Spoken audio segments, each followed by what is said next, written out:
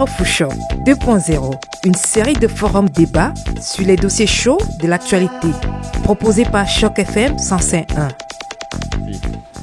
Bonjour à toutes et à tous et bienvenue en studio sur Choc FM 105.1. Je suis Guillaume Laurin. Nous sommes aujourd'hui dans une émission spéciale dans le cadre de notre projet Carrefour Choc sur le thème de l'éducation. Et pour en parler, quoi de mieux que d'avoir des jeunes élèves justement pour évoquer le regard de la jeunesse sur l'apprentissage dans les écoles d'immersion française. Aujourd'hui, j'ai le plaisir de recevoir pas moins de 20 élèves. C'est bien ça, je crois que vous êtes 20 ici en studio aujourd'hui pour évoquer ensemble cette question. Vous venez de l'école Iroquois Ridge High School et bienvenue à tous. Accompagné ici en studio sur Choc FM 105.1 par le professeur Eric Quenet, chef du département de français langue seconde au conseil scolaire de Halton. Bonjour Eric. Bonjour. Bonjour, merci de nous recevoir chez vous. C'est un plaisir de venir avec non seulement mes élèves, mais aussi ma collègue du département, Anna-Maria Constantine. Alors bonjour Anna-Maria également, bienvenue sur Choc. Je rappelle que ce programme est financé en partie par le Fonds de la radio communautaire du Canada. On tient à remercier également ce sponsor. On va commencer, si vous voulez bien, par présenter les premiers panélistes que j'ai la chance d'avoir devant moi autour de cette table, en commençant peut-être donc par ma droite. Et je crois que j'ai Paulina en face de moi. Oui, alors bonjour, je m'appelle Paulina et je suis en 11e année à l'école secondaire de Iroquois Ridge et je suis un exécutif de finance au club de français chez notre école. Excellent, bienvenue. Bonjour, je m'appelle Tara et je suis aussi en 11e année à l'école merveilleuse de Iroquois Ridge et je suis la présidente de la club française cette année et j'étais aussi dans le club comme Paulina l'année dernière quand on a fondé le club et l'a commencé et la présidente du club, parfait. Après. Je m'appelle Sébastien, je suis en 12e année à l'école secondaire Iroquois Ridge et je suis membre du club de français. Je suis très excité d'être ici. Nous aussi. Et pour terminer, je crois que c'est Léa. Oui, je m'appelle Léa et je suis un membre dans l'équipe exécutive aussi, mais plus spécifiquement, je suis la représentante des 10e années dans le club. Donc, je suis la voix pour chaque élève de 10e année qui a des idées pour le club ou s'il veut partager un intérêt au sujet du club, quoi que ce soit. Mais je suis là pour représenter les élèves de 10e année dans les rencontres des membres exécutifs. Excellent, parfait. Mais je vois que vous êtes tous très excités de commencer. On va peut-être donner la parole tout d'abord à Eric pour nous présenter rapidement ce club de culture française de Iroquois Ridge High School. Quel est son mandat en quelques mots? Merci beaucoup Guillaume. Je vais encore réitérer notre remerciement à l'endroit de Choc FM de nous accueillir ce jour. En fait, le club de culture française est né de la volonté des élèves eux-mêmes. Il y a cela 2 ans, regroupés en un petit groupe, on s'est dit que ce serait une bonne idée d'avoir un petit club qui nous permette, au-delà bien sûr des classes que nous avons, de trouver un temps pour socialiser, partager nos aventures autour de la langue française. Et c'est ainsi que le club de la culture française est né à Iroquois l'année dernière.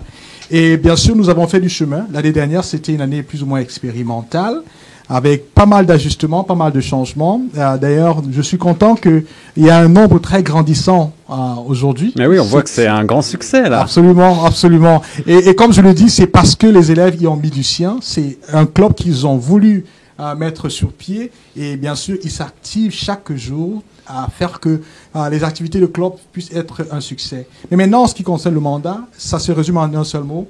Donner une opportunité aux élèves pour qu'ils puissent vivre leur expérience en français au-delà de la salle de classe. Alors Eric, tu as parlé du mandat, tu as parlé d'activités également. Est-ce que l'une ou l'un d'entre vous voudrait développer sur quelles sont les activités que vous organisez à travers ce club de langue française? Oui, on avait les collecteurs de fonds que nous avons vendu les biscuits avant Noël. On a vendu les croissants avec du chocolat pour le cancer du sein. Et on a un joueur de spa qui s'approche où nous allons peinturer les ongles de celle qui en veut. Ça, c'est sympa. Alors, donc, c'est des activités culturelles, détente, et le tout en français, hein, c'est bien ça. OK. Par ailleurs, quelle est la composition du club? Donc, tu disais que c'est un succès grandissant, Eric. Combien de membres est-ce qu'on compte actuellement à peu près? ici, on a 20 élèves, mais c'est quand même pas chaque personne dans le club français. Je crois que c'est comme 25 peut-être, mais c'est différent chaque semaine. Donc 10 à 25. Oui, et aussi à propos de la composition, on essaie d'encourager tous les élèves de toutes les écoles de participer. Ouais. Alors même si ils ne sont pas comme très peut-être comme bons en le français, nous voulons qu'ils viennent et comme essayer de comme parler et comme participer avec nous en le français. Alors tu ne dois pas être en comme le programme d'immersion que nous avons à l'école.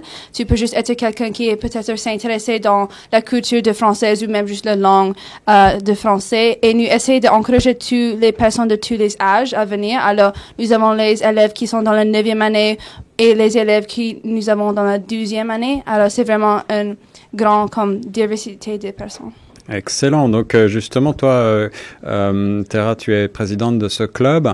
Quelle est pour toi l'importance de ce club dans une école d'immersion française?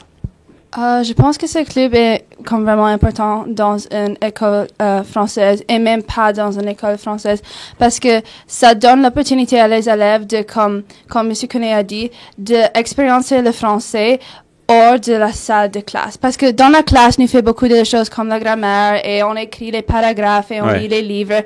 Et oui, c'est comme intéressant, mais ça peut être un peu comme, pas ennuyante, mais un peu comme, c'est toujours la même chose. Alors c'est un peu comme, oui, on veut essayer de faire un environnement pour les enfants où ils peuvent être un peu plus créatifs avec le français, un peu plus ouvert, un peu plus relaxé, un peu plus confortable, parce qu'on veut démontrer à les enfants et les élèves que le français n'est pas seulement un comme cours dans l'école, c'est comme une vraie langue et c'est une vraie culture et c'est quelque chose que tu peux vraiment comme être intéressé et fasciné par et expérimenter hors de la salle de classe. Et ça vous amène jusque sur les ondes de Choc FM 105.1, ici même en studio, c'est formidable. Quelles sont les particularités d'une école d'immersion française? Est-ce que peut-être Paulina voudrait répondre? Oui, alors pendant le programme d'immersion française en école secondaire, on doit prendre 10 cours et avoir 10 crédits dans les cours de français. Alors on peut prendre 4 cours en 9e année et après 3 en 10e, 2 en 11e et 1 en 12e. D'accord. Alors, comme ceci, on peut avoir tous les cours. Alors, dans 9e année, une demi de nos cours sont en français. Alors, par exemple, on a le français, la drame, la géographie et aussi les sciences. Et en 10e, on a les autres cours, par exemple, les civiques et les carrières. Alors, dans les années plus tard, comme 11e et 12e année, il n'y a pas un assez grand montant des opportunités pour que les enfants parlent français, car il y a juste 2 cours ou 1 cours par année. Alors, ça, c'est pourquoi on a créé le club de français pour promouvoir la culture française et pour que les personnes peuvent encore améliorer leur langue, même s'ils ont presque fini le programme. Alors ici au Canada, on parle toujours beaucoup du bilinguisme, on parle de l'importance de maîtriser une deuxième langue, le français, celle historique des fondateurs. Malgré tout, aujourd'hui, il y a un certain nombre de remises en cause peut-être en matière de francophonie. On entend parler de coupes budgétaires, on a des gouvernants qui peut-être ne sont pas assez au courant des problématiques. On va essayer de parler de l'importance du français, mais aussi de votre point de vue, comment est-ce que vous vivez l'éducation en français en Ontario en tant qu'élève et justement, par exemple, si on prend la question de la transition entre l'élémentaire et le secondaire, il y a un certain nombre de questions qui se posent peut-être.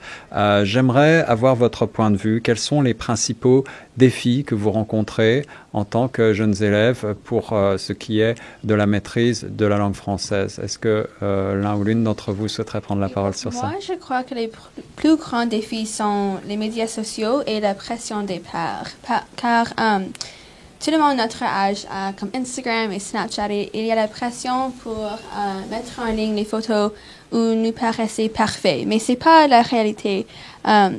Et on veut montrer à tout le monde que nos vies sont très intéressantes et comme parfaites, mais c'est pas on peut pas faire ça toujours. Donc, c'est difficile pour comme garder cette réputation.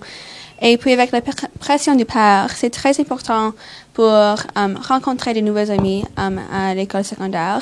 Mais plusieurs fois, les gens commencent à dire oui aux choses qu'ils ne voulaient pas vraiment faire à cause de la pression. Je sais, les amis dans l'école élémentaire étaient très proches. Et lorsqu'ils rentrent à l'école secondaire, ils sont complètement différents car la pression des pères, on les changeait tellement. Et c'est triste, mais c'est ce qui se passe.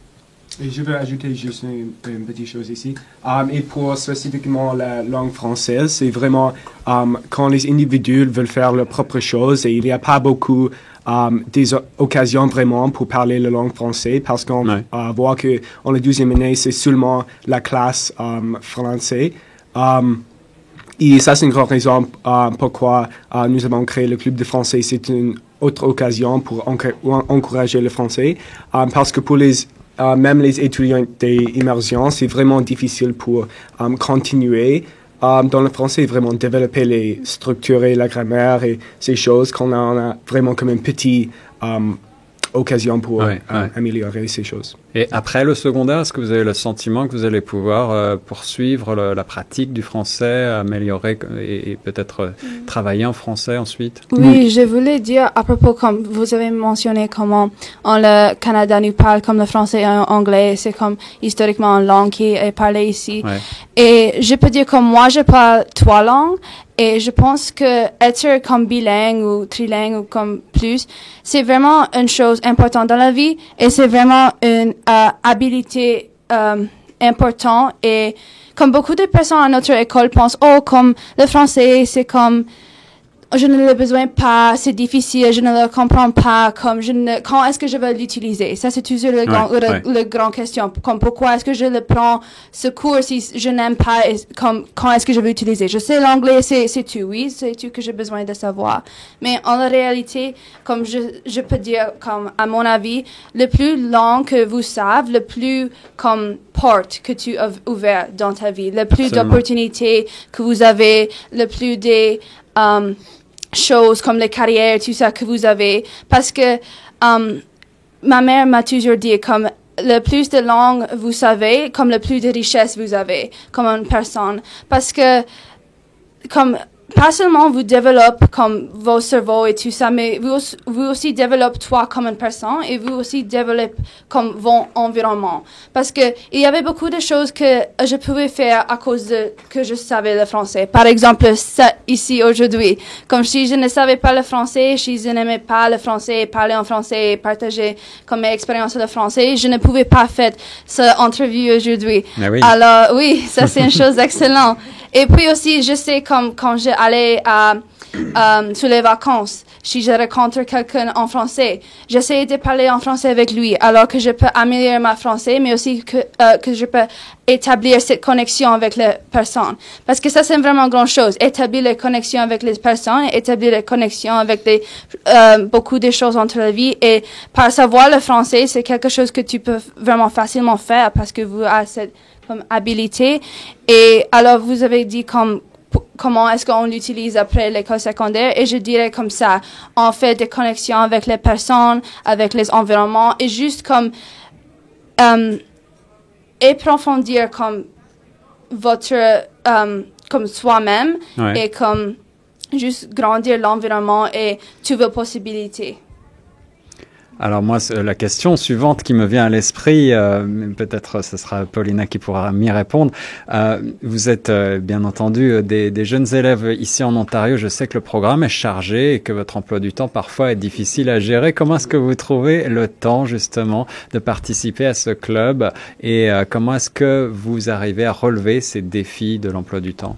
Alors, à mon avis, si tu veux faire quelque chose et si tu es très intéressé et passionné avec un club ou un sport ou un cours, tu vas trouver le temps pour le faire et pour en participer. Alors, par exemple, nous, comme les membres exécutifs, nous vraiment aimons ce club et nous voulons participer et nous voulons toujours créer des activités nouvelles et faire les événements, par exemple, aller à la radio ou participer dans les événements sportifs.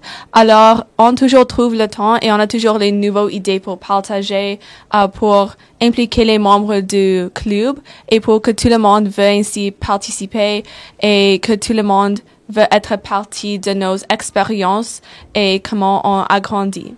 Et moi, personnellement, je suis en 2e année et l'année prochaine, je vais étudier le français à l'Université de Queens parce que je vais être professeur de français. Bravo, Sébastien.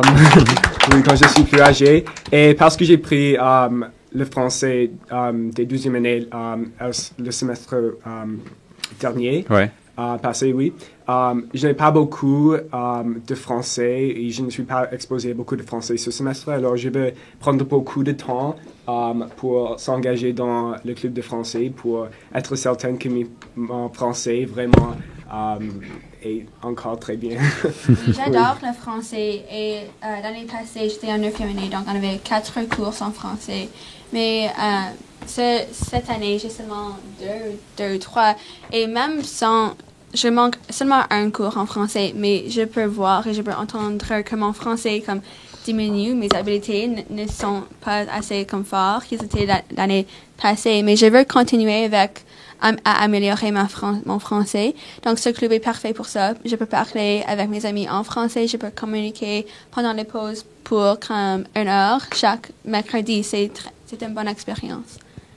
Alors la semaine dernière, un communiqué de l'ACFO Toronto nous informait que des coupes budgétaires étaient proposées, étaient décidées même dans le cadre des programmes d'immersion en langue française par le gouvernement Doug Ford, et des coupes dans le secteur de l'éducation qui inquiètent certains. Alors on n'est pas ici sur Choc FM pour faire de la politique, bien entendu, mais j'aurais aimé savoir si vous, en tant qu'élève, vous êtes inquiet de ces coupes en matière budgétaire, en particulier coupes dans le domaine du transport. Les transports scolaires seront plus difficiles pour certains d'entre eux, mais aussi, bien entendu, des baisses de subventions qui vont impacter directement sur les programmes et la qualité des enseignements. Oui, alors je crois que les coupes budgétaires ne sont pas la meilleure idée pour les élèves, car il y a, même aujourd'hui, il y a un manque de profs français et les profs qui peuvent bien enseigner les sujets français, par exemple les sciences et la géographie. Par exemple, quand moi et Tara étaient en 9e année, il y avait un prof en français pour les sciences, mais elle était enceinte, alors l'année prochaine, les 9e années comme Léa n'avaient pas le français, les sciences en français. Alors, ils devraient faire les différents cours pour que les 9e années peuvent encore avoir tous les 10 crédits. De plus, je crois que les coûts budgétaires pour les étudiants ne sont pas bons car les étudiants sont le futur. Ils sont les futurs professeurs, les futurs avocats, docteurs, tout ceci. Alors, s'ils n'ont pas une bonne éducation, nous, comme un pays et une société, ne pouvons pas progresser et nous ne pouvons pas améliorer nos systèmes et être un leader comme un pays et comme une province. Tout le monde pense que Ontario, c'est comme le centre même financier. Ils ont un grand budget, ils ont une bonne éducation, il y a beaucoup de bonnes universités ici comme l'Université de Toronto, York, Queens. Alors, comme une province, ça peut, comme les coûts budgétaires peuvent pas comme améliorer comment les enfants apprennent. Car même avec les classes plus grandes, quelques étudiants ne peuvent pas apprendre normalement quand il y a 40 personnes dans leur classe. Ah oui, ça fait sens.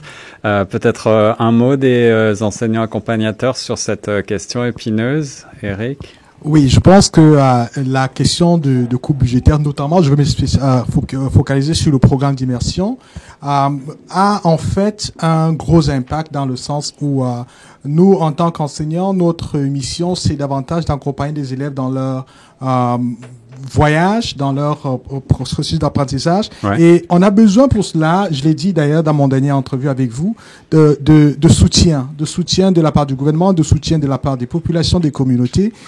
Mais ce qui est important surtout, c'est d'abord, la qualité du programme qu'il faut renforcer, de deux, mettre en avant aussi un certain nombre de ressources qui sont nécessaires pour faciliter cet apprentissage, mais aussi donner la possibilité qu'il y ait un certain relais. Et ça prend bien sûr un certain nombre d'acquis financiers. Donc, je pense que pour ne pas rentrer trop en détail dans ce qui va arriver éventuellement, je pense qu'on devrait, en tant que province, en tant que communauté, davantage renforcer la capacité des élèves dans le programme d'immersion, renforcer la capacité des professeurs dans le programme d'immersion, afin que ce programme puisse doter nos élèves d'une meilleure expérience. Vous le voyez ici tout de suite avec ce qui se passe. Donc, imaginez un seul instant qu'il n'y ait pas des professeurs qui soient à même de consacrer leur temps pour aider ces élèves pendant une récréation, pendant la pause, pour les aider. Ça va être un peu dévastateur pour ce programme. Peut-être ma collègue a mieux à dire. Non, je suis tout d'accord avec toi, mais il y a une étudiante qui voudrait ajouter quelque chose. Alors, on va peut-être lui passer un micro si ce n'est pas déjà fait. À la micro, oui. Oui, alors présentez-vous en quelques mots. Vous pouvez vous lever même. Bonjour, je m'appelle Lucie. Vous pouvez vous lever, Je suis à la Lucie. 9e année à l'école Iroquois Ridge et je suis partie de la club française. Mais je veux juste dire que quelquefois, les politiciens ne toujours voient pas la valeur en les choses comme le français, les arts et quelquefois les sports aussi. Et parce qu'ils ne peuvent pas voir les signes de dollar, ils ne peuvent pas voir l'argent, et juste pas voir les résultats qui peuvent améliorer les étudiants et peut-être les qualités comme le leadership et d'être plus créatif et les choses qui vont aider dans leur vie. Et seulement penser à les termes courts et pas à les termes longs parce que si on a toutes ces possibilités, on peut réussir plus dans la vie car on apprend des différentes leçons de vie. On peut être les meilleurs humains et peut-être plus diverses et comprendre plus des choses à propos de différentes cultures et des différents types de personnes. Et on peut juste être avoir plus de connaissances. On a différents aspects, pas seulement les études et les maths et les sciences et comme ça. C'est tout. Merci Et beaucoup. ça fait plaisir de sentir que les jeunes franco-ontariens ont à cœur l'enseignement francophone et ont bien réfléchi à ces questions très importantes. Pour en parler, bien entendu, il faut informer et c'est le rôle d'une radio comme Choc FM 105.1. Je rappelle que le programme Carrefour Choc est financé par le Fonds de la radio communautaire du Canada. Nous sommes donc dans une émission spéciale aujourd'hui sur les ondes de Choc FM sur le thème du regard de la jeunesse sur l'apprentissage dans les écoles d'immersion française. Avant de marquer une courte pause et d'accueillir une nouvelle cohorte de jeunes invités sur la table en face de moi, je vais vous demander à toutes et à tous si vous avez un mot de la fin pour cette première partie de l'émission. Est-ce que quelqu'un voudrait conclure pour cette table? Okay. Merci beaucoup pour avoir tous nous quatre ici pour parler de l'éducation française et les écoles immersion. Et merci pour votre temps. Merci Sébastien, merci à tous les quatre. On va donc marquer une très courte pause et puis accueillir 4 autres personnes pour continuer les débats sur cette question. Donc on va essayer ensemble de voir quel est votre regard sur l'éducation, en particulier dans les écoles d'immersion française ici en Ontario. À tout de suite sur Choc. 105.1 Choc FM. Vous êtes toujours à l'écoute de Choc FM 105.1, la radio des francophones de Toronto. Je suis Guillaume Laurin pour la deuxième partie de notre forum intitulé Carrefour Choc, un programme qui a bénéficié du financement du Fonds de la radio communautaire du Canada et j'ai le plaisir d'être en présence de 20 élèves du club de français de l'école Iroquois Ridge High School, un forum donc en partenariat avec le club et puis en présence de 2 enseignants. J'ai donc Madame Anna-Maria Constantine, enseignante de français, avec Éric Quenet également présent et autour de la table 4 nouveaux panélistes pour continuer de parler de cette question du regard de la jeunesse sur l'apprentissage dans les écoles d'immersion française. Je veux commencer par vous demander de vous présenter très rapidement. On commence à ma droite avec Kanza, je crois. Oui, donc salut, je m'appelle Kanza, je suis en 11e année à l'école secondaire d'Iroquois. Je m'appelle Lauren, je suis une étudiante en 11e année aussi et avec mes amis du première émission, nous avons fondé le club français et je suis maintenant en charge des finances aussi. Bonjour, je m'appelle Eamon, je suis aussi dans la 11e année et pour le club du français, je suis la coordinatrice des événements.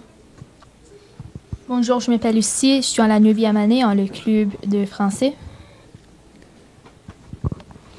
Bonjour, je m'appelle Anna-Maria Constantin, je suis prof de français, je suis nouvelle à cette école.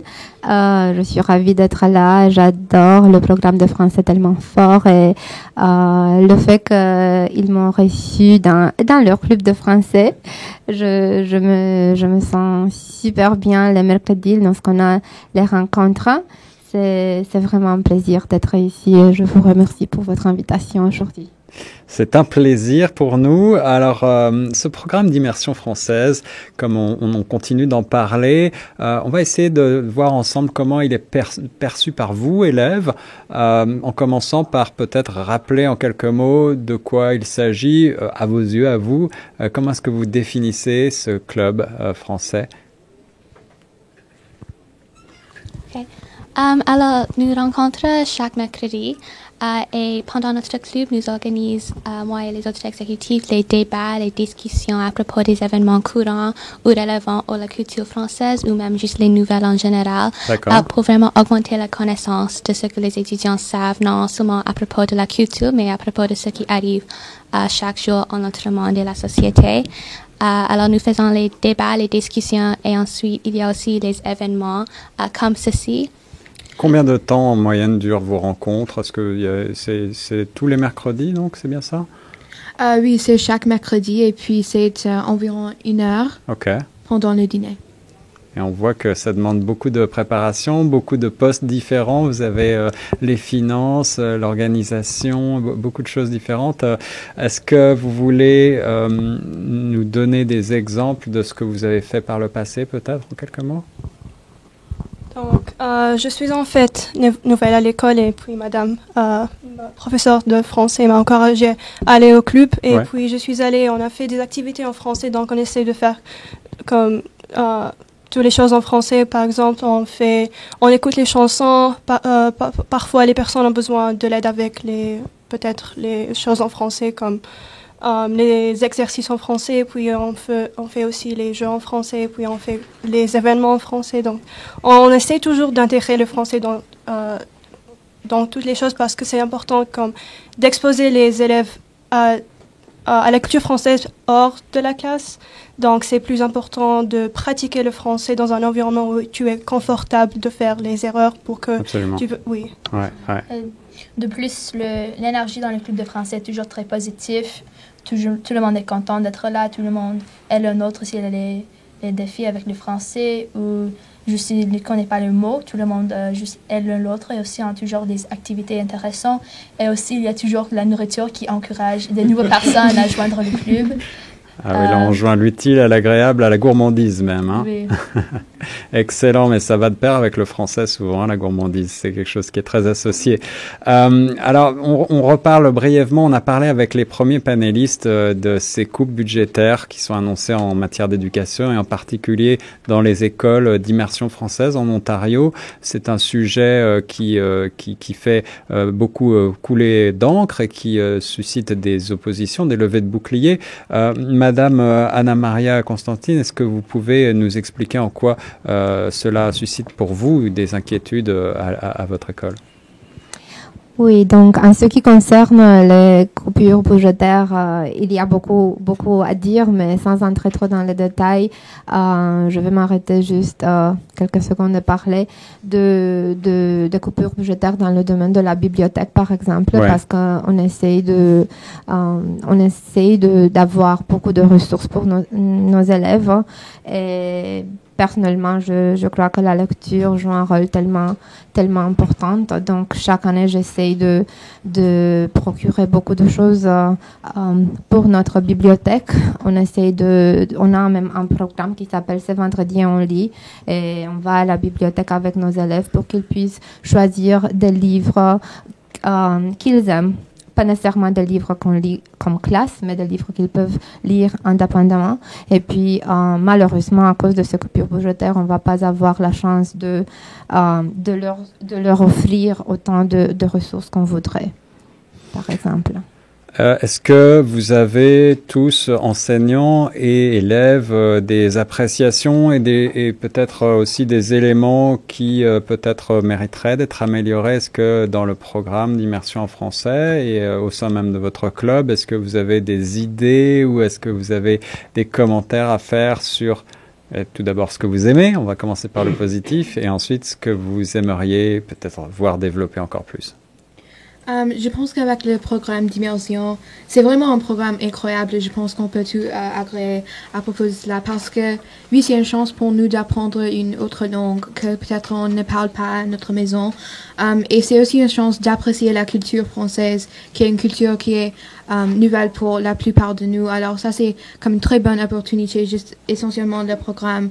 C'est une très bonne idée de l'incorporer dans les écoles.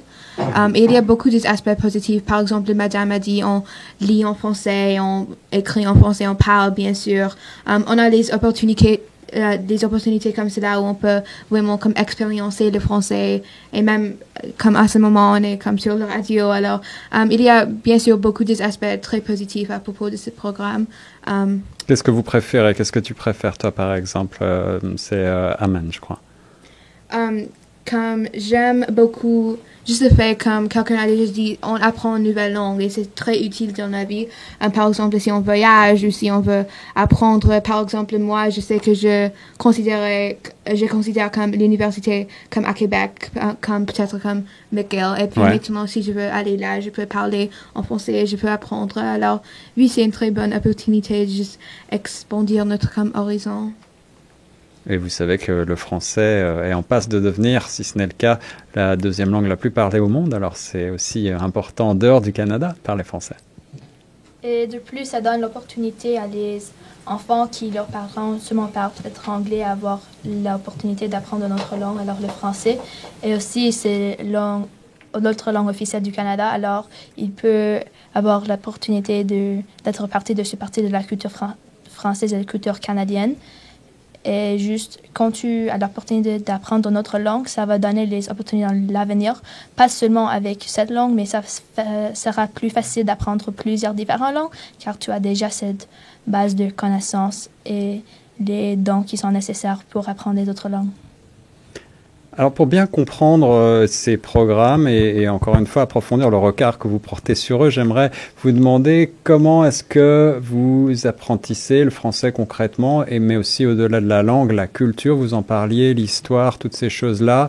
Comment est-ce que ça se passe concrètement au sein d'une école secondaire d'immersion française? Vous avez, par exemple, combien d'heures de cours vous avez consacrées à ce type de contenu? Et en règle générale, comment est-ce que vous pourriez décrire cet enseignement?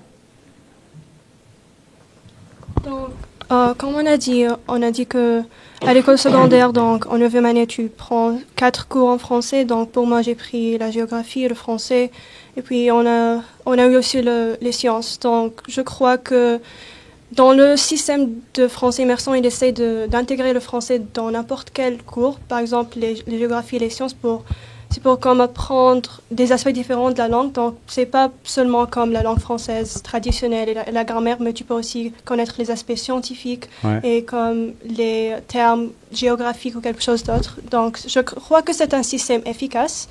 Donc, on essaye d'enseigner de plusieurs cours en français au lieu d'avoir seulement un cours en français.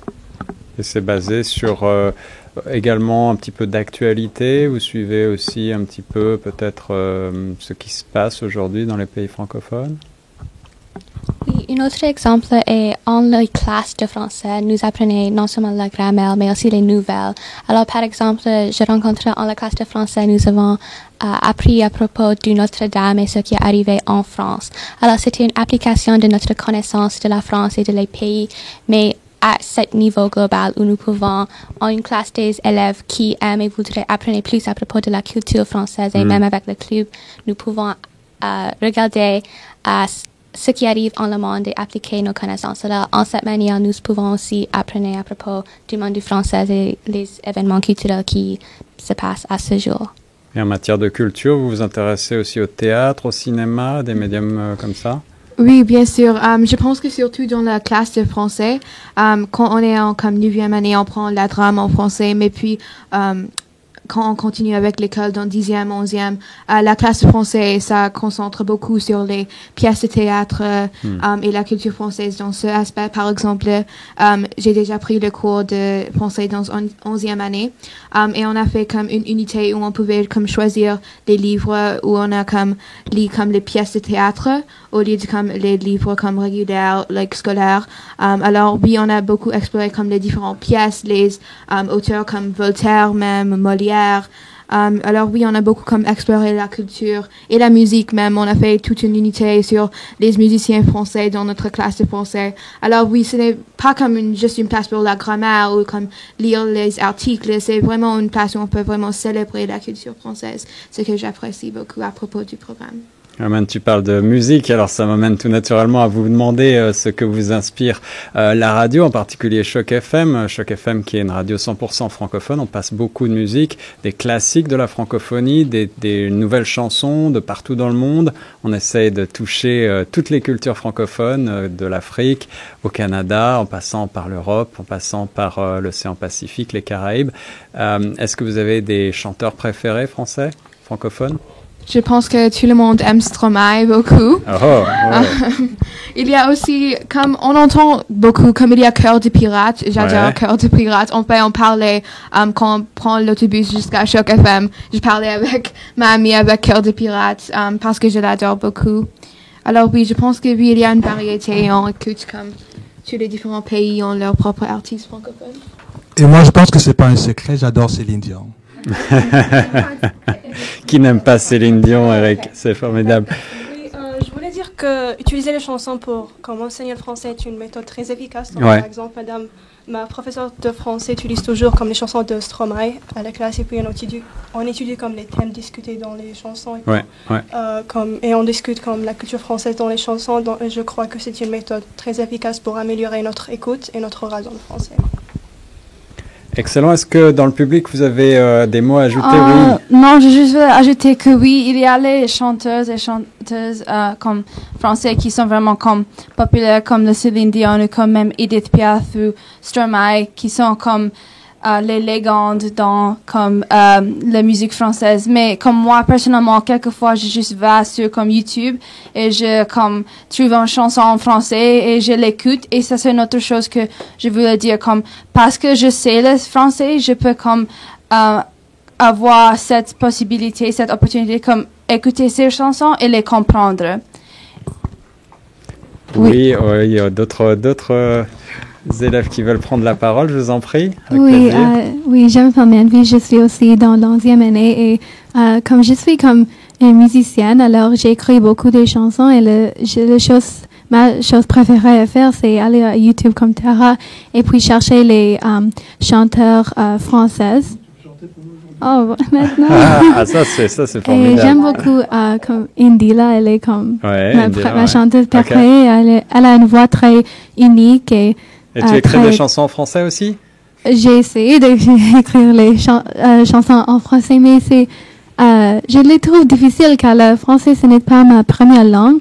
Mais j'essaie d'écouter les chansons d'Indira car dans toutes ces chansons, elle chante à propos d'une histoire et c'est très captivant pour l'écouter. Ok, une dernière personne. Après, on va marquer une autre pause. Et puis, pour donner un maximum la chance à tout le monde de passer sur la table, une dernière personne qui voudrait prendre la parole. C'est Léa encore. Je voulais juste dire que une de mes responsabilités dans le club, c'est de commencer chaque rencontre avec la musique française. Donc, je joue sur comme Spotify. Il y a plein de comme playlists sur Spotify avec la musique française, mais c'est très amusant et je crois que tout le monde adore la musique française. Donc oui. Merci Léa. Un dernier mot pour terminer à Madame Anna-Maria Constantine pour clore ce chapitre. Oui, je suis vraiment écoutante. Ça me rend tellement heureuse de les écouter parler maintenant et de voir ce qu'ils pensent à propos des choses qu'on fait avec eux dans la classe. Et je crois qu'en tant que prof, on doit jamais se contenter d'enseigner une langue, mais de se concentrer surtout sur la culture et en espérant d'enrichir leur expérience à l'école et de leur faire sentir la langue au lieu de faire juste que de la grammaire, que de la lecture, par exemple. Le français est une langue vivante en Ontario et c'est important de le rappeler. On continue dans quelques instants cette émission spéciale de Carrefour Choc qui, je le rappelle, est financée par le Fonds de la radio communautaire du Canada sur le thème du regard de la jeunesse sur l'apprentissage dans les écoles d'immersion française. À tout de suite sur Choc. 105.1 Choc FM. Et on est parti toujours sur les ondes de Choc FM 105.1. Je suis Guillaume Laurin pour l'émission Carrefour Choc avec 20 élèves du club de français de l'école Iroquois Ridge High School, une émission radio diffusée avec le concours du Fonds de la radio communautaire du Canada pour parler toujours du regard de la jeunesse, de votre regard donc sur la question de l'apprentissage dans les écoles d'immersion française avec un nouveau panel de 4 personnes que je vais demander si vous voulez bien vous présenter autour de la table. Alors, je m'appelle Olivia, je suis en la 9e année et je suis sur l'équipe exécutive dans le club de français et je suis le représentatif des 9e. Bonjour Olivia, à ta droite. Je m'appelle Tina et je suis en la 2e année et je suis une participante de le club français. Ok.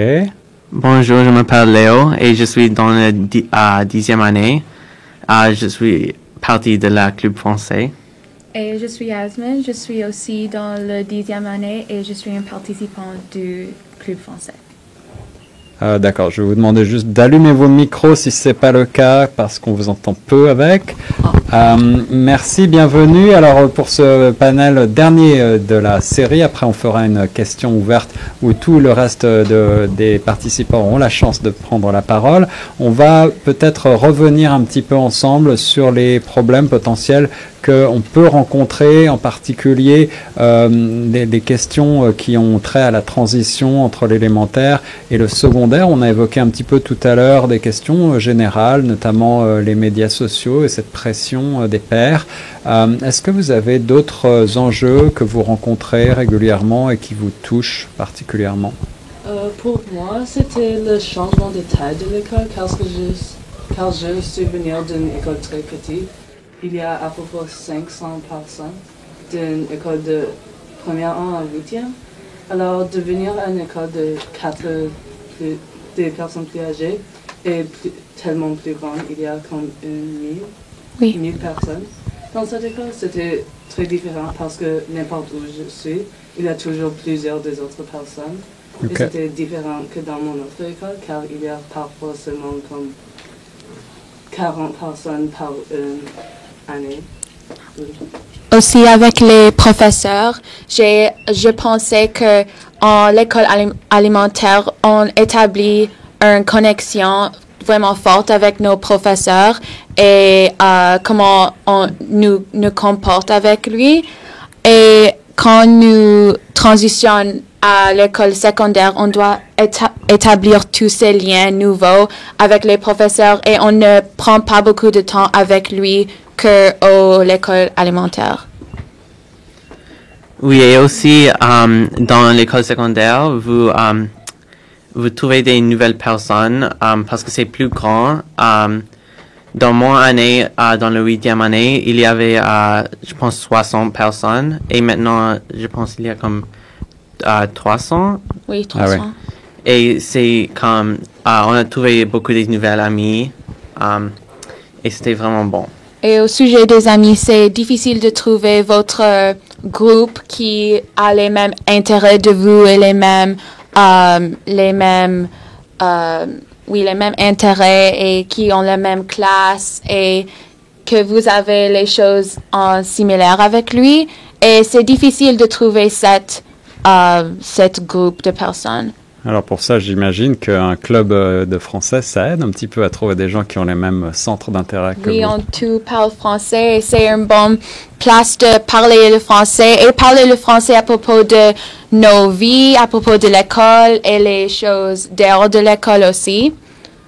Et aussi, j'ai pensé que c'est difficile le temps dans l'école parce que je suis une gymnaste. Alors, c'est très difficile manager les devoirs et le temps en l'école. Alors, au fond de notre studio, nous avons une jeune fille qui voudrait prendre la parole. Oui, donc je voulais aussi parler des examens. Donc, à l'école secondaire, on introduit les examens aux élèves et c'est une chose très nouvelle aux élèves qui n'ont jamais écrit les examens auparavant. Oh, pardon. Et puis, je voudrais aussi dire que l'intensité des cours change. Donc, tu dois être plus indépendant. Donc, il y a moins d'assistance de la part des enseignants. Donc, à l'école, au collège et à l'école primaire, on avait comme l'assistance constante des enseignants et et puis il n'y avait pas comme les examens à la fin de chaque semestre. Donc maintenant, on doit aussi apprendre comment gérer le stress qui vient avec les examens. Et je crois que c'est un plus grand défi que peut-être faire de nouvelles amies ou quelque chose. Eh oui, les défis sont nombreux. Léa, à côté de toi, tu voulais Oui, je voulais ajouter que je suis une danseuse compétitive, donc je danse plus que 20 heures chaque semaine. Mais il faut aussi faire mes devoirs et je veux aussi comme une vie sociale, donc je veux parler à mes amis. Donc c'est tout comme la gérance du temps, mais je crois qu'une chose qui était difficile dans la transition était parce qu'en 8e année et 9e année, on n'avait pas tellement de devoirs, mais en 10e année, nous sommes lancés des devoirs comme chaque jour, chaque semaine, on a comme un grand projet à faire, ou comme un test, ou une quiz, quoi que ce soit.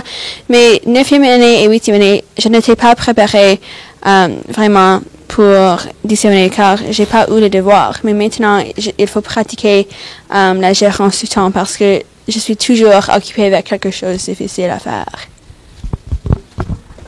Oui, je pense que ce que tout le monde a dit, c'est que le niveau de stress comme augmente quand on entre dans l'école secondaire parce que, oui, comme tout le monde a dit, il y a l'intensité des cours, il y a les nouvelles profs, les nouvelles amies. Alors, je pense que notre club même aide un peu avec cela parce que chaque semaine, on a une opportunité où on peut juste venir ensemble, faire des activités amusantes en français.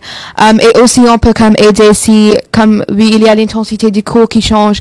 Alors, on peut vous aider à améliorer votre niveau de français, surtout si vous êtes dans le programme d'immersion parce que on a les profs, on a des autres étudiants dans les niveaux plus seniors qui peuvent vous aider avec vos devoirs. On a aussi comme des opportunités où on peut pratiquer le français comme par notre journal chaque semaine ou chaque quelques semaines, on essaie de faire comme une journal où tout le monde peut préparer un article en français pour juste améliorer leur français et on le mettre sur Instagram. On a aussi comme les opportunités comme le concours oratoire qui est une autre opportunité pour pratiquer le français et juste améliorer pour aider avec le stress des cours et juste rendre la vie un peu plus facile pour les enfants.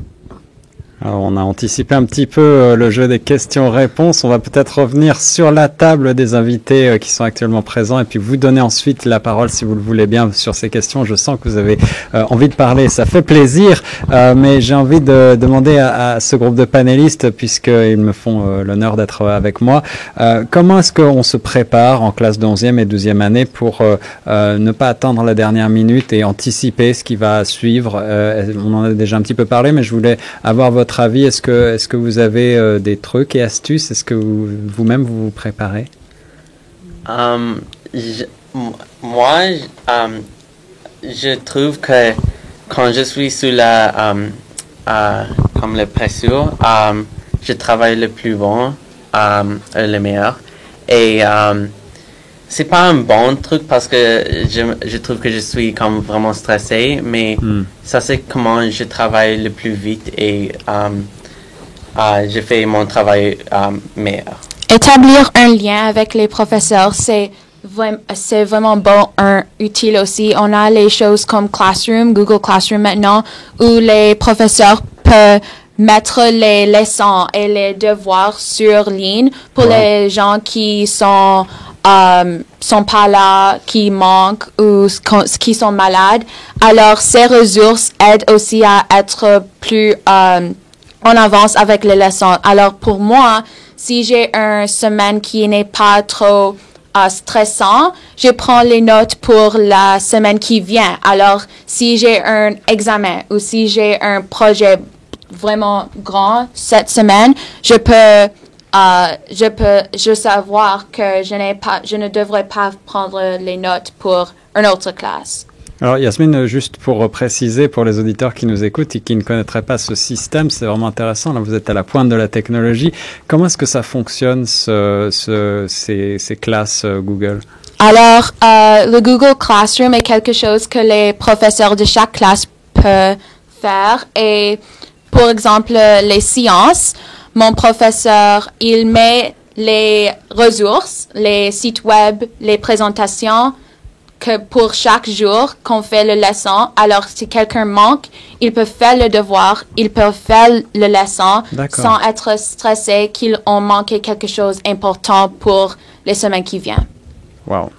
La pointe de la technologie dans la salle de classe, c'est beau. Comment est-ce que les parents peuvent vous aider à cette préparation également, à cette transition entre secondaire et post-secondaire? Est-ce que vous avez des suggestions? Alors, la question porte sur les parents. Ouais. Les parents, je pense que les parents peuvent... C'est difficile pour les parents d'être connectionnés avec leurs enfants dans cet état de leur vie parce que les enfants ne parlent pas beaucoup à les parents dans ce cas de vie. Alors, si les parents juste devraient être supportifs. S'ils peuvent, ils devraient comme aider dans si l'élève veut l'aide, parce qu'on ne toujours sait pas si l'élève a besoin d'aide. Alors, juste être supportif, je pense que c'est un bon chose de faire. Alors, on espère que les parents écoutent Choc FM pour entendre la voix de leurs enfants ici. Oui, il y a des réactions sur cette question, j'ai l'impression, dans le public derrière vous. Mademoiselle, je vous en prie, présentez-vous. Bonjour, je m'appelle Kadia et je veux aussi ajouter que je pense qu'une connexion entre les parents et les étudiants c'est aussi essentielle car peut-être si une élève a du trouble avec la science et le parent sache comme quoi faire, comme aider l'un l'autre dans leurs travaux pour avoir une bonne note. Et, oui. Oui, je m'appelle Eamon et je suis en 11e année, alors je sais que la transition entre comme secondaire et post-secondaire, c'est très stressant, surtout si vous voulez aller à une université qui n'est pas comme où vous habitez et vous devez vivre comme seul. Par exemple, moi, je viens juste comme visiter une université pour comme 3 ou 4 jours et on a comme expériencé comment c'est comme être sans vos parents dans comme une université. Et je pense que la meilleure chose que vous pouvez faire pour vos enfants si vous êtes parents, c'est de comme leur enseigner comment cuire leur propre comme repas et comment comme laver vos vêtements parce que ça c'est très important et c'est oui les choses que tout le monde doit savoir mais beaucoup des enfants ne le savent pas et ça peut être très difficile quand on fait la transition. Merci beaucoup. Encore une réaction sur ce thème des parents peut-être ou est-ce qu'on passe à une autre question? Oui. Oui, juste pour rajouter à ce que Eamon a dit, c'est tellement important que les parents enseignent leurs enfants comment dépenser l'argent et comment faire dans une manière qui est très intelligente car les jeunes peuvent dépenser l'argent très vite mais gagner l'argent c'est très difficile. Alors la gestion des finances en effet ça peut être une grande question. Sûr. Alors avoir comme un emploi et être comme intelligent avec votre argent c'est très important. Particulièrement pour les personnes qui sont dans l'école secondaire. Des sages commentaires. Une dernière réaction à côté. Oui, mademoiselle. Alors, je m'appelle Paulina et je suis en 11e année. Et comme un étudiant en 11e année, je peux dire que la transition entre le 10e et l'11e année était un peu difficile, car en 10e année, les notes n'ont pas encore beaucoup de signifiance, mais quand tu entres l'11e année, ça c'est quand tu prépares pour l'université et tu dois avoir les très bonnes notes. Et aussi, les cours ont beaucoup plus d'attente qu'il y avait en 9e et 10e année. Il y a beaucoup plus de devoirs et c'est un peu plus stressant. Alors, je crois que c'est très important que les parents sachent tout à propos des choses qui sont reliées même à la santé mentale, car beaucoup des étudiants en l'école secondaire ont de l'anxiété ou même les maladies comme la dépression à cause de la pression à l'école et qu'ils ne communiquaient pas en avant. Alors, je crois que la communication entre les enfants et les parents est essentielle pour que l'enfant puisse avoir le succès à l'école. La communication est toujours la clé et c'est la raison d'être d'une radio. On va continuer et terminer ces questions panel avant de vous donner la parole pour vos retours sur notamment cette expérience radiophonique. Je rappelle que nous sommes dans le programme Carrefour Choc, un programme financé par le Fonds de la radio communautaire du Canada. Dernière question pour ce panel, la question de l'après secondaire. Comment choisir les programmes, se spécialiser? On le sait, la pression est forte. Et parfois, il est difficile de faire la part des choses, de savoir à l'avance de quoi va être fait un programme spécialité à l'université. Est-ce que vous avez des commentaires sur cette question? Pour les premières 2 années de l'école secondaire, tu ne dois pas penser beaucoup à propos des programmes, mais dans l'11e et 12e année, je pense que la meilleure façon pour trouver une comme quoi tu veux étudier. La meilleure façon est trouver quelque chose. Tu dois avoir comme une expérience de beaucoup de choses et quand tu trouves quelque chose que tu aimes beaucoup et que tu veux faire dans le post-secondaire, ça c'est comment tu peux trouver les meilleures choses pour toi. Ouais. Comme un exemple, pour un très longtemps, j'aime la technologie. Alors, premièrement, je veux être un astronomeur et toutes ces choses. Mais maintenant, je veux être un ingénieur des ordinateurs. Et après beaucoup de pensées, j'ai trouvé des programmes dans l'11e année pour l'ingénieur des ordinateurs. Et il y a aussi beaucoup de programmes mis en place dans les écoles secondaires pour aider avec cette décision. Il y a les personnes qui vous donnent les conseils, qui savent à propos des programmes et les différentes comme opportunités d'apprentissage. Si vous voulez être un médecin, il y a les programmes que vous pouvez aller à les hôpitaux pour 1 journée ou 2 journées pour expérimenter comment ça c'est là-bas. Et il y a aussi un cours qui tous les 10e années doit avoir, c'est les civiques et les carrières. Et on parle à propos des différentes carrières et les différents programmes qui sont la même avec votre personnalité et comment vous apprenez. On termine avec ce panel sur la question donc de la transition secondaire post-secondaire avant d'ouvrir une brève session questions-réponses. Est-ce que vous avez un mot de la fin, vous 4 autour de la table, ou est-ce qu'on passe directement aux commentaires et au retour sur l'expérience radiophonique présente? Pas de commentaires. On va tout de suite donc ouvrir la parole à tout le monde. Alors là, je demande à celles et ceux qui veulent prendre la parole de bien vouloir lever la main et je vais vous laisser la parole. Si vous avez des commentaires en particulier à faire sur votre expérience radiophonique, n'hésitez pas. Autrement, les questions et les réponses sont ouvertes pour enseignants, parents, moi-même, tout le monde. Je veux juste ajouter quelque chose à la question juste à propos de l'université, à cause que quelquefois quand tu es parti de l'immersion, une chose négative peut être que quand tu es dans la 11e année ou la 12e année, c'est difficile de prendre peut-être tous les cours de sciences et tous les cours de maths à cause que tu dois encore prendre les cours de français. Et quelquefois, ils ne font pas les cours de français, de la science ou de la mathématique. Alors, tu dois prendre les autres cours comme peut-être l'art, les choses que tu veux pas vraiment prendre si tu n'es pas dois prendre pour avoir ce crédit en le français.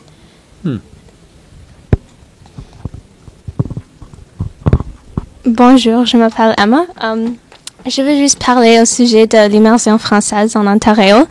Je pense que il y a beaucoup de problèmes avec les fonds.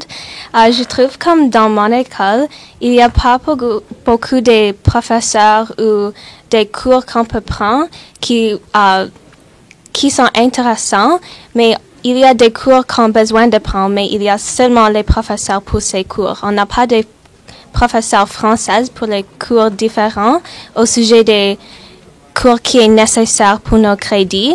Et je pense que c'est un problème parce que si tu veux le français de continuer d'être une langue en Ontario, tu as besoin d'avoir des ressources pour les étudiants pour continuer avec sa langue quand c'est juste pas quelque chose qui est nécessaire pour toi à faire. Pas comme ça doit être quelque chose que tu aimes, qui est comme un intérêt que les personnes peuvent continuer avec après l'école et pas juste quelque chose que tu as besoin de faire en école. Donc une pénurie d'enseignants dans des domaines spécialisés ou dans des domaines importants. En effet, il est important de le rappeler. On va prendre peut-être un dernier commentaire au fond de la salle avant de redonner le micro aux enseignants pour le mot de la fin, s'il vous plaît. Est-ce que quelqu'un veut ajouter quelque chose ? C'est le moment ou jamais de prendre la parole sur les ondes de la radio. Je pense que tout le monde ici, je veux vous remercier pour nous avoir ici aujourd'hui. Je pense que tout le monde a eu une très bonne expérience. Je pense qu'on a aussi appris beaucoup à propos de la radio et la culture française. Alors oui, juste merci. C'était une très bonne opportunité pour nous. Merci beaucoup à vous et félicitations, bravo pour votre engouement pour le français. Ça fait plaisir de voir qu'il y a une relève ici en Ontario.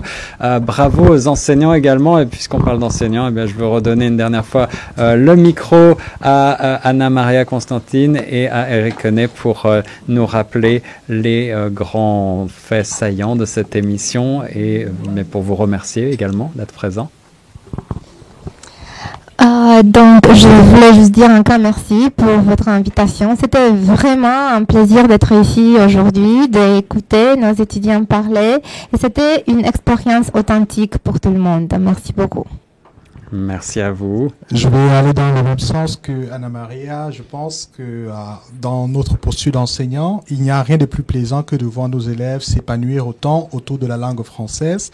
Vous le disiez encore au début, l'avenir de la langue française a des beaux jours devant elle, c'est vrai, parce qu'effectivement, le travail que nous faisons se matérialise ici aujourd'hui et nous sommes très très fiers de nos élèves. Donc c'est une très très belle expérience et nous espérons que l'invitation nous sera renouvelée. Merci encore. Avec plaisir, nous étions donc dans l'émission Carrefour Choc avec le club de français de l'école Iroquois Ridge High School. Bravo et merci à toutes et à tous. Je rappelle que ce programme est financé par le Fonds de la radio communautaire du Canada. On va continuer tout de suite en musique sur les ondes de Choc FM 105.1. Merci encore et bravo. Carrefour Choc 2.0, une série de forums débats sur les dossiers chauds de l'actualité, proposé par Choc FM 105.1.